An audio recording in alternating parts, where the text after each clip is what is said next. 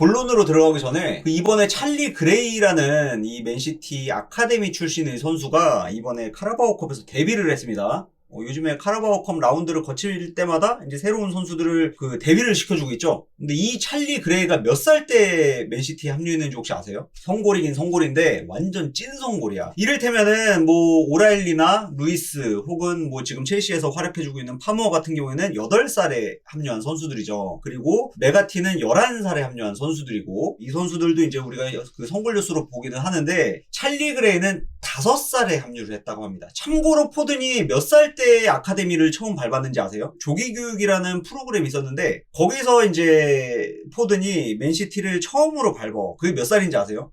4살입니다.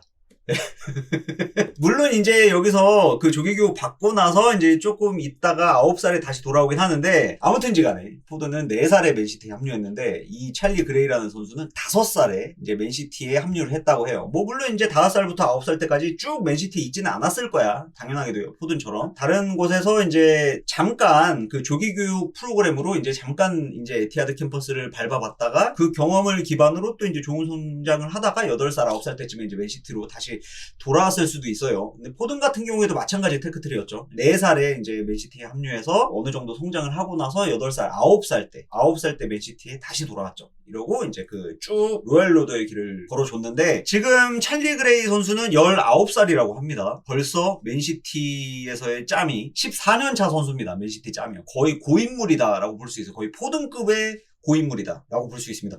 이 선수가 원래 홀딩 미드필더래요. 펩이 이야기하기로는 주 포지션이 홀딩 미드필더라서 좀 약간 피지컬이 중요해 보이긴 하는데, 이번에 경기장 나온 걸 보니까는 키가 그렇게 크진 않더라고. 보니까요. 포든이랑 교체를 하면서 잠깐 이제 키 비교를 할 수 있는 상황이 있었는데, 이때 보니까 포든보다 약간 더 큰 수준밖에 안 되더라고요. 보니까.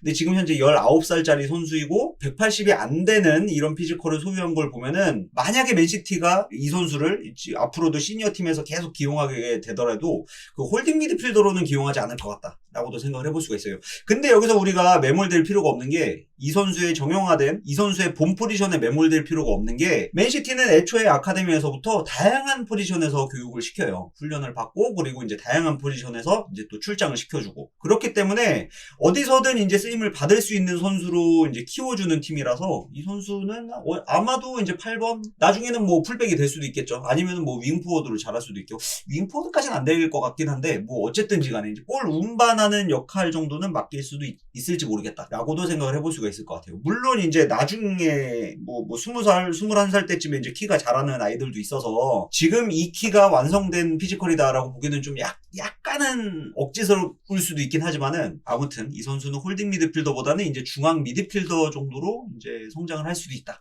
라고도 이제 생각을 해볼 수가 있어요. 그리고 이 선수는 다시 한번 말씀드리지만은 이 팀에 14년 동안 머물러 있는 고인물 중에 고인물인 선수라서 어지간하면은 다른 팀에 보내진 않을 것 같다라는 생각을 해봅니다. 거의 포든급의 로얄 로더의 길을 걷게 해줄 수도 있을 것 같다고 우리가 기대를 해볼 수도 있을 것 같아요. 아무튼 이번 카라바오컵에서 찰리 그레이라는 선수가 맨시티 시니어 팀에서 데뷔를 한 관계로 이제 짤막하게 한번 언급하고 넘어가는 점 양해 부탁드립니다.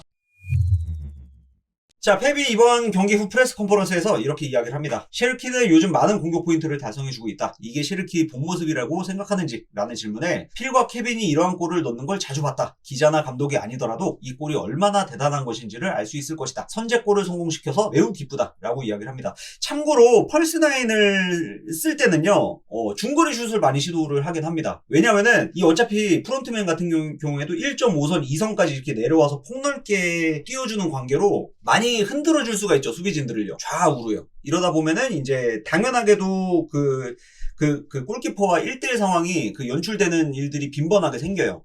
공격형 미드필더들 같은 경우에는. 이래서 이제 덕배나 그 밑에서 뛰는 홀딩 미드필더로 뛰었던 로드리나 그 전에 페르난지뉴도 마찬가지였고, 펄스9으로 뛸 때는 이 미드필더들이 이제 스크리머를 활용해서 중거리 슛을 활용해서 이제 득점을 다양하게 성공을 시켜줬었어요. 그러니까 이거는 이제 전술적인 지시였다라고도 생각해 볼 수 있는 부분이고, 실제로 셰르키 같은 경우에도 경기 시작과 동시에 이제 샷을 여러 번 시도를 합니다. 그리고 전반전 종료 시점에 이제 맨시티가 샷을 6번 정도 시도했었다라고 이제 찍혀 있었죠. 이게 뭐 박스 안에서 오스카밥이 한번 샷을 시도했었던 장면 이외에는 대부분이 이제 그 중거리 슛 시도였다라고도 볼 수 있는 거고, 체르키가 한 3번, 4번 정도였던 걸로 기억을 하고 있어요. 어쨌든 이거는 이제 펩이 주문을 했었던 거고, 체르키가 펩의 주문을 잘 따라줬다라고 우리가 해석을 해볼 수가 있는 거죠. 당신은 사비뉴에 대해서 몇 주 전에 수비 가담에 대한 지적을 한 적이 있다. 당신이 필요로 하는 사비뉴의 모습은 수비 가담을 자주 하는 것인지 아니면 골을 넣는 것인지 라는 질문에, 내가 봤을 땐 사비뉴의 골은 굴절로 보이긴 했다. 그러니까 완벽한 골은 아니었다라고 이야기를 하는 거죠. 내가 사비뉴에게 기대하는 것은 그런 끈기 있게 파고드는 모습이다. 계속해서 전진하다 보면 이런 골도 성공시킬 수 있게 된다. 완벽하지 않은 골이었지만 이런 시도들을 계속해서 이어나가다 보면 더욱더 나아질 수 있으며, 그런 직업의식이 있다면 결국 보상을 받게 된다는 것 또한 알았으면 좋겠다라고 이야기를 해요. 펩이 사비뉴를 겨냥해서 계속해서 이야기를 하죠. 시도 좀 하라고, 시도 좀 하라고. 막혀도 또 시도하고 또 시도하고, 실패를 좀 무서워하지 좀 말라고. 이거를 수차례 이야기를 했습니다. 근데 사비뉴 같은 경우에는 몇 번 시도하다가 막히면은 약간 위축돼서 그런지 돌파 시도를 아예 안 하는 경향이 있어요. 그리고 심지어는 지난 경기에서는 물론 이제 PK 찬스를 얻어내긴 했지만서도 그때도 사실은 자신있게 샷을 시도했어야만 하는 상황이었거든요. 냉정하게 얘기해서. 물론 이제 이게 좋은 결과로 이어지긴 했지만은 본인이 스스로 마무리를 지어줘야 되는데, 슈팅에 얼마나 그 자신감이 떨어졌으면은 이거를 PK 유도할 생각을 하겠냐고요. 사실은 너무 오픈 찬스였잖아. 그때 같은 경우에도. 그런 것처럼 사비뉴는 일단 자신감을 좀 회복하는 게 우선이고, 계속해서 시도를 좀 해야만 한다라는 거예요. 펩도 이 부분에 대해서 계속해서 강조하고 이야기를 하는 거고요. 요즘은 정통 윙어를 기용하지 않는 일이 많아져서 지난 시즌만큼 많이 출장하지는 못하지만 그는 여전히 어리며 좌우 양쪽을 소화할 수 있을 정도로 다재다능하고 매우 공격적인 선수이다. 시간이 흐르면 흐를수록 더욱 발전될 것이며 결국 최고의 선수로 성장하게 될 것이다 라고 이야기를 해요. 계속해서 시도해 나가다 보면, 무서워하지 않으면, 두려워하지 않고 시도들을 계속 하다 보면은 최고의 선수가 될 수 있을 거다라고 이야기를 하는 거죠. 왜냐하면 이 선수는 매우 큰 재능을 갖고 있는 선수이니까. 펩은 사비뉴를 어떻게든 좀 터뜨리고 싶어 하나 봐. 이거를 뭐 펩이 이 팀에서 계속 쓰고 싶어 해서 그런 건지 아니면 다른 팀에 사기치고 싶어서 그런 건지 뭐 솔직히 그건 잘 모르겠지만, 어쨌든 펩은 사비뉴에게 기회를 꾸준히 부여해주면서 좀 터뜨려주고 싶어하는 그런 뉘앙스를 계속해서 비춰주고 있는 상황이죠. 밥의 부상 상황은 어떤지? 라는 질문에, 경기 시작 후 10분에서 15분이 흘렀을 때 근육이 이상하다고 이야기하기 시작했다. 햄스트링인 것 같고 큰 부상이 아니길 바란다 라고 이야기를 해요. 그러니까 그 오스카밥이 정확히 샷을 한번 시도하잖아요. 그때 이후부터 교체돼서 나가기까지 햄스트링 이 뒷허벅지를 한 3번 정도 이제 만지거든요. 이러면서 벤치 쪽으로 한 번씩 봐요. 이거 어필을 했었던 것 같아. 나 이거 뭔가 이상해졌어 라고 이제 본인이 짐작을 했었던 거겠죠. 브렌트포드가 공격으로 전환된 시점에 이제 맨시티 선수들이 스프린트를 칠 때 이제 넘어져 버리죠. 더 이상 뛰지 못해가지고. 햄스트링 부상이 맞는 것 같고, 좀 약간 큰 부상만 아니었으면 좋겠다라는 이런 좀 생각을 해봅니다. 오스카밥도 좀 기회를 좀 자주 받아야 되는데, 왜 이렇게 중요한 상황에서 부상을 당하는지 모르겠습니다. 오스카밥은요. 항상 본인이 나올 수 있는 상황이 갖추어졌을 때 항상 부상이에요. 근데 맨시티 아카데미 선수들의 특징이에요, 이게요. 파머도 예전에 그랬고, 델랍도 그랬고, 뭐 라비아도 그랬고, 포베다 선수도 그랬고요. 그래요. 어쨌든지 간에 다들 기회가 왔을 때 포든처럼 이거를 잡아야 되는데 같이 부상을 당해버려. 이래서 기회가 무산되는 경향이 좀 있습니다. 이게 좀 너무 아쉽습니다. 개인적으로 봤을 때는. 오스카밥은 정말 너무 아쉬운 것 같아요. 빨리 돌아왔으면 좋겠네요. 제임스는 이번 경기에서 무실점을 기록하며 뛰어난 모습을 보여줬다. 그는 자신을 출장시켜야 하는 이유를 설명한 경기였던 것 같은데 어떻게 생각하는지? 라는 질문에, 당신의 질문은 마치 풀백처럼 골키퍼를 한 명 더 써야 한다고 이야기하는 것 같다. 아쉽게도 제임스는 레프트백으로 뛸 수가 없다. 다들 레버쿠젠과의 경기를 확인해서 잘 알겠지만 난 모든 선수들에게 기회를 주고 싶어하는 사람이다. 하지만 지조가 너무 좋은 모습을 보여주고 있기에 기회를 자주 주지 못하고 있다. 오늘 경기 또한 제임스뿐만이 아니라 네이선, 후사, 루이스, 디바인처럼 경기에 자주 나서지 못하는 선수들에게 기회를 주었으며 그들은 너무나 훌륭하게 뛰어줬고 일관적인 집중력과 공격적인 모습 또한 보여줬다. 물론 백포라인이 조금 뒤에 머무른 관계로 10에서 15분 정도는 상대팀에게 고전했지만 사비뉴와 오스카가 날카로운 모습을 보여준 덕분에 경기 양상이 뒤집혔고 이길 수 있게 되었다. 후반 무렵 셰르키는 수비 가담에 어려움이 있었고 교체가 필요하다고 느꼈다. 그래서 요슈코, 마테우스, 베르나르드를 출장시켰으며 그들은 능숙하게 선수들의 경기 흐름을 가져왔다. 물론 아쉬움은 있었다. 주말 경기가 있기 때문에 오라일리를 길게 출장시키고 싶지 않았지만 오스카가 부상으로 이탈하며 계획이 없던 교체를 한 탓에 길게 뛰게 되었다. 전반적인 경기력에 만족하고 승리를 취할 수 있게 되어서 기뻤다. 라고 이야기를 합니다. 당신은 레알 마드리드와의 경기 후에 어린 선수들은 큰 무대에서 뛰는 법을 배워야 한다 라고 이야기했다. 여전히 많은 우승을 달성한 선수들도 있고 그렇지 못한 선수들도 있는데 어린 선수들의 경험을 쌓아주기 위해서라도 카라바오컵의 결승 무대 또한 경험하게 해주고 싶은지? 라는 질문에 우승 경험이 없는 선수들이 커리어를 쌓아나갈 수 있는 아주 좋은 기회라고 생각한다. 토너먼트의 결승전과 유럽 대회의 경험이 많이 쌓이면 많은 노하우가 축적된다. 선수들이 성장해 나가는 모습을 한번 봐봐라. 사비뉴, 오스카는 계속해서 앞으로 전진했으며 니코를 포함한 많은 선수들은 세컨볼을 따내기 위한 노력을 열심히 했다. 티자니를 필두로 아주 많은 패스들을 성공시켰고 맨마킹을 상대할 때 어떻게 해야 하는지 이해하기 시작했다. 선수들은 정통 스트라이커 없이 브렌트포드라는 매우 어려운 상대를 만나서도 준결승에 진출할 자격이 있다는 것을 증명했다 라고 이야기를 해요. 어제 경기 전 프레스 컨퍼런스에서 펩이 이렇게 이야기를 했어요. 선수들이 선발 지금 로테이션으로 출장하게 될 선수들이 지금 현재 1군 선수들과 갭 차이가 별로 없다는 걸 증명해 준다면, 그래서 4강으로 진출할 자격이 있다라는 걸 이 선수들이 보여주기만 한다면 그럼 나는 좀 많이 안심을 할 수 있게 될 것 같다라고 이야기를 했었거든요. 왜냐하면은 이제 리그나 챔피언스 리그처럼 이렇게 중요한 대회를 소화해감에 있어서 이 선수들도 이제 어느 정도는 기용해 볼 수 있는 카드로 고려를 할 수 있겠다. 라는 생각이 이제 들기 때문인 거죠. 어쨌든지 간에 이번 경기는 이 벤치 자원들 그리고 이제 아카데미에서 올라온 어린 선수들에게 기회를 주는, 이 선수들이 앞으로 또 꾸준하게 기회를 받을 수 있을 정말 중요한 의미가 있었던 경기였는데, 좋은 경기력과 또 이제 좋은 결과물을 가져올 수 있게 되어서 펩도 그렇고 맨시티도 그렇고 이제 그동안의 기회를 받지 못했었던 선수들에게도 아주 좋은 의미가 되어줄 수 있는 경기였다라고도 볼 수 있는 거죠. 당신은 직전 경기에 7군데의 변화를 줬다. 웨스트햄과의 경기가 더 중요하다는 뜻으로 해석되는데 이 부분에 대해서 설명해 줄 수 있는지? 라는 질문에 3일 뒤에 웨스트햄과의 경기가 잡혀있다. 따라서 선수들이 많이 힘들어하기 때문에 어쩔 수 없이 로테이션을 돌릴 수밖에 없었다 라고 이야기를 하는 거죠. 웨스트햄과의 경기 이후 7일 뒤에는 노팅엄, 그 이후 썬더랜드와의 경기는 5일 뒤로 예정되어 있다. 일정이 촘촘하게 잡혀있을 때는 선발 자원들과 벤치 자원들의 연결고리가 아주 중요하다. 이번 경기만 해도 선수들 모두가 연결되어 있음이 느껴졌고 휴식할 때 누구든 해낼 수 있다는 것을 증명했다. 팬들을 만족시키기 위해서라도 다가오는 경기를 잘 치른 뒤에 휴식기를 맞아야 한다. 진짜 소박하지 않아? 휴식기래, 형님들. 7일 쉰다고 휴식기래. 남의 리그는 휴식기 하면은 못해도 한 보름 정도는 쉬고 이러는데 프리미어 리그는 휴식기라고 해봐야 꼴랑 7일이야. 진짜 빡세다, 빡세. 어쨌든지 간에 조금 전에 말씀드렸던 것처럼 중요할 때 누구든 해낼 수 있다는 것을 증명했다라는 거예요. 벤치 자원의 선수들이요. 펩 입장에서는 이제 시즌을 꾸려나감에 있어서 지쳐하는 선수들 대신에 이번 경기에서 활약한 선수들이 대체해서 뛰어줄 수가 있겠구나라는 이런 이제 어느 정도의 확신이 생겼다라고 그런 이야기를 하는 거죠. 상대팀 감독은 후선호프가 퇴장당했어야 했다고 이야기했다. 당신의 생각은 어떤지? 라는 질문에 내일 훈련할 때 걔랑 마주치면은 카페로 부를게. 그리고 한 소리 할게. 너 임마 이 새끼야, 너 좀 안정적으로 해. 알았어? 똑바로 해.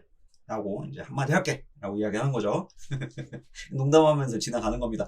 근데 그 상황을 다들 보셔서 아시긴 하겠지만은 아케를 주시를 해야 돼요. 그 상황에서. 왜냐면은 공만 바라보고 있어요. 공이 날라오는 지점에서 아케가 뒤돌아보고 뛰어주고 있거든요. 그리고 후선오프는 아케 쪽을 바라보고 있어. 왜냐면은 이거 옵사 트랩을 짜야 되는 건데 이미 아케는 뛰고 있단 말이에요. 그러니까 후선오프 입장에서도 스프린트를 칠 수밖에 없는 상황이었어요. 그러니까 옵사 트랩을 짤 수가 없었던 거지. 그러니까 항상 라인 컨트롤을 함에 있어서 아케는 방해를 하는 그런 존재가 되어준다라는 거고, 이 뒷공간을 계속해서 노출을 시켰기 때문에 이제 상대에게 그 위험한 장면들을 몇 차례 한 두세 차례 정도 연출을 시켜줬었죠. 만약에 아케가 좀 침착하게 뒤에서 날라오는 공과 이제 라인 브레이킹을 시도하는 선수들을 좀 약간 침착하게 체크를 해줬었더라면은 이렇게 위험한 상황에까지 이제 연출되지는 않았을 거예요. 근데 너무 선수만 보고 있더라고. 뒤만 계속 바라보고 있더라고요. 그러니까 옆에서 뛰는 후선 오프는 뒤통수만 보이고 있으니까 그 내 옆에 있는 선수는 지금 스프린트 칠 준비를 하고 있고, 어떻게 라인 컨트롤이고 뭐건 간에 일단 스프린트를 쳐야 되잖아. 왜냐면 상대는 먼저 스타트를 끊었으니까요. 정신없이 뛰다 보니까 일단 팔로 끄는 거예요. 근데 이거는 레드카드를 받지 않은 게 정말 다행이긴 한 거고, 사실은 이거는 이제 주심의 성향마다 조금 달라질 수 있을 것 같다는 생각도 좀 들긴 합니다. 누군가는 퇴장을 줬을 것 같기도 하고 누군가는 옐로우 카드로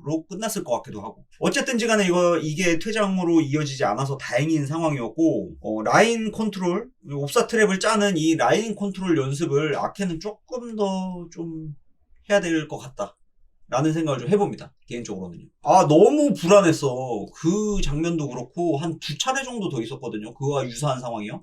그러니까 이거는 뭐 누군가는 그렇게 말씀하실 수도 있어요. 아니, 후선오프도 라인 못 잡았어요. 한번 보세요. 라고 하실 수도 있는데, 엄밀히 말해서 아케가 이미 앞에 가 있는데 어떡해. 내가 뒤에 가 있으면은 뚫리잖아요. 같이 앞으로 갈 수밖에 없는 거야. 수비 간격이라는 거. 그리고 아까 전에 페비 이야기했죠. 백포 라인이 너무 뒤에 있었다. 후선오프 보시면요. 그 경기 중간중간에 그리고 후반전에도 매우 전진 배치돼서 패스를 연결시켜 주려는 노력을 하는 모습을 확인할 수가 있어요. 근데 아케가 너무 뒤에 가 있는 거야. 라인을 맞춰야 되잖아, 간격을. 이러다 보니까는 어떻게 나중 되니까는 니코 곤잘레스가 뒤로 가요. 아케 보고 올라가라는 신호를 줍니다. 니코 곤잘레스가 뒤로 가면서 나한테 맡기고 올라가. 근데 아케는 올라가지도 못해. 이러다 보니까는 이제 간격이 흐트러지기 시작하고 여기서 또 균열이 발생을 하게 되는 거죠. 이러다 보니까는 또 이제 그 뒷공간 또 노출을 해버리게 되고, 이 아케가 이 정도까지는 아니었는데 그래도 나름대로는 좀 지능적으로 수비를 할 줄 아는 선수였는데 이 경기 감각이 매우 떨어져서 그런지 어떤 건지 모르겠지만은 이 부분은 너무 아쉬웠어요. 그러니까 간격 조절이나 라인 컨트롤이나 이걸 아무것도 못하더라고. 이러다 보니까 후선오프도 불안정한 모습들을 계속 보여주고 이거 위태로워지는 거야. 후선오프 입장에서도 파트너가 자꾸 저렇게 엉뚱한 플레이를 하니까 어쩔 수가 없는 거죠. 아무튼지간에 저는 개인적으로 좀 아쉬웠습니다. 후선오프는 지금 사실 아직 좀 경험이 좀 더 필요하기 때문에 누군가 리드를 해줘야만 한단 말이에요. 능숙한 선수가. 그러니까 디아스나 아니면은 뭐 최소한 그바르디올 정도는, 아니면 스톤스. 근데 아케는 능숙한 선수가 아니라서 자꾸 좀 이런 상황들에 노출이 되고, 이러다 보니까 후선오프도 불안정한 모습을 어쩔 수 없이 또 보여줄 수밖에 없게 되고, 센터백으로 나올 때마다 불안정한 모습을 연출을 시켜주는데 그게 파트너 탓이다라고도 우리가 생각을 해볼 수가 있는 거예요. 그러니까 상황 탓도 있다라고도 우리가 해석을 해야 되는 거지. 저는 개인적으로는 후선오프는 어느 정도는 좀 실드를 쳐주고 싶어서 좀 길게 말씀을 드렸습니다. 이번 경기가 끝나고 이제 나이젤 리오코커가 CBS에서 이렇게 이야기를 합니다. 셰르키는 순수하게 자신의 감각을 드러내는 모습이 아주 인상적이었다. 그러니까 그냥 축구를 잘해. 이런 거죠. 그냥 순수하게 걘 축구를 잘해. 물론 놀라운 골을 성공시킨 뒤에 평범한 퍼포먼스를 보여줬지만 예전에 많은 감독들은 그저 골을 넣어주는 선수들을 매우 좋아했다. 비판하고자 이야기하는 것은 아니다. 다만 벌써부터 그를 아주 높은 기준과 잣대로 평가하기 때문에 마냥 칭찬만 하게 될 수는 없는 것 같다. 찰리 그레이는 5살에 맨시티로 합류한 선수였다. 그를 데뷔시킨 펩 가르디올라를 보며 벵거와 퍼거슨이 떠올랐다. 왜냐하면 그들은 이런 방식으로 아카데미 선수들을 데뷔시키고 성장시키는 것을 매우 잘했던 감독들이었기 때문이다. 아카데미 감독들에게 심어주어야 하는 가장 중요한 요소는 올바른 마음가짐이다. 이런 면에 있어서 펩은 좋은 방식으로 성장시키고 있으며 망설임 없이 베테랑 선수들과 호흡을 맞추게 함으로써 성장할 수 있다는 자신감을 심어줬다고 생각한다. 한번 생각해보자. 슈퍼스타들이 즐비한 팀에서도 꾸준하게 노력만 하면 기회를 얻을 수 있다는 점이 얼마나 큰 메리트일지 말이다. 펩은 이런 점을 아주 잘 활용하고 있는 감독이라고 생각한다. 선수 생활 당시를 돌아보면 경기를 뛰고 회복하고 뛰고 회복하는 일을 반복했다. 회복되지 않으면 감독은 써주지 않기 때문인데 그게 축구 선수들의 일이라고 프로페셔널하게 받아들이며 준비하는 데에 전념해야만 한다. 사실 일정이 이렇게 타이트할 때는 비디오 분석만 전달해주는 경우가 태반이기 때문이다. 훈련도 제대로 하지 못한다. 결국 선수들은 스스로 극복해내야 한다는 뜻이다 라고 이야기하면서 코멘트를 마무리를 해요. 여기서 중요한 이야기를 하죠. 선수 생활 당시를 돌아보면 경기를 뛰고 회복하고 뛰고 회복하고 뛰고 회복하는 일을 반복했다. 회복되지 않으면 감독은 써주지 않기 때문이다 라고 이야기를 하죠. 그리고 요즘에 뭐 지금 1군에서 활약해주고 있는 모든 선수들은 다들 그렇게도 이야기를 하고 있기도 하죠. 경기 이제 끝났으니까 회복에 전념해야 돼. 다음 경기를 뛰기 위해서. 같은 맥락이다라고도 이제 볼 수 있는 부분이죠. 아무튼 이번 경기도 뭐 니코 곤잘레스나 아니면 니코 오라일리, 그리고 후반에 출장했었던 뭐 그바르디올이나 아니면 베실바 같은 이런 선수들, 그리고 포든도 마찬가지였죠. 이 선수들이 회복을 또 얼마나 해줄 수 있는지가 웨스트햄전을 맨시티가 보여줄 수 있는 경기력이 좌우될 것 같다라는 좀 생각을 해봅니다. 좀 걱정이 안 될 수가 없는 상황이긴 한데, 어차피 또 이제 웨스트햄전이 끝나면은 한 7일 정도 이제 그 휴식 기간이 있으니까 좀 빡세게 이악 물고 좀 띄워줬으면 좋겠다라는 생각 좀 해보고요. 뭐 그렇다고 하더라도 또 이제 이번에 그 부상을 당했었던 오스카밥처럼 뭐 햄스트링 부상이라도 당하면 안 되니까 정말 회복에 초집중하고 또 집중해서 좋은 몸 상태 유지해주길 바라겠습니다.